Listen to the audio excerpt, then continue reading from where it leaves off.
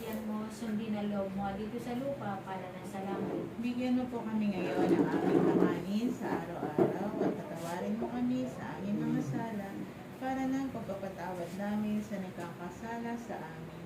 At huwag mo kami ipahintulot sa tukso at iyan mo kami sa lahat ng masama. Amen. Ave Maria, napupuno ka ng grasya, ang Panginoong Diyos ay sumasayo.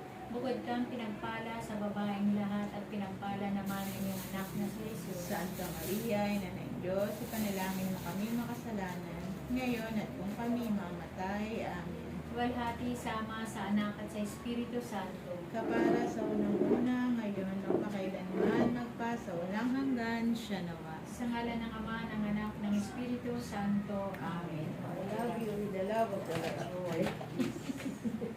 Busog ka na din. Busog ka na din.